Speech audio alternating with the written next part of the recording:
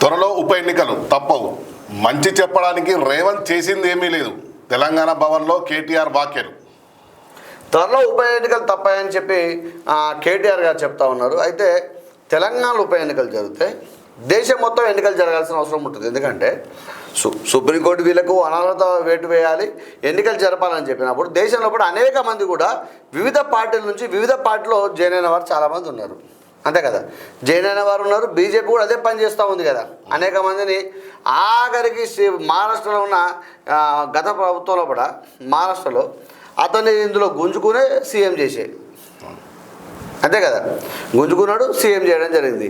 అంటే ప్రభుత్వాన్ని కూల్చడం జరిగింది. ఎగ్జాంపుల్ చెప్తా ఉన్నా. అయితే ఇలానే రేపు పొద్దున జరిగిన సందర్భాల్లో కూడా అందరు ఉన్నప్పుడు వివిధ పార్టీ నుంచి కూడా జాయిన్ అయ్యి అందరు వచ్చినప్పుడు మరి వారికి కూడా అనర్హత వేటు వేసి అక్కడ కూడా ఎన్నికలు జరగాల్సిన అవసరం అయితే ఉంటుంది కదా.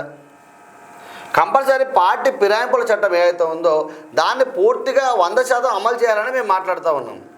ఇదే అమలు గత ప్రభుత్వం 10 సంవత్సరాల లోపల టీఆర్ఎస్ ప్రభుత్వం లోపల అమలు చేసినట్టయితే ఈరోజు కాంగ్రెస్ పార్టీ ఆ పని చేయకపోవు కదా, అసలు ఈ సమస్య రాకపోవు కదా. వాస్తవానికి ఇదే గత 10 సంవత్సరాల క్రితం తెలంగాణ వచ్చినప్పుడే అమలు చేస్తే అసలు ఈ సమస్య రాకపోవు. ఈ ఫిరాయింపులు ఉండవు, ఇవన్నీ ఉండవు. మనల్ని చూసి ఇంకో వాళ్ళు కూడా భయపడతారు. అంతే కదా మరి. వాస్తవానికి ఇంకో రాష్ట్రం వాళ్ళు కూడా భయపడతారు మరి. రైట్.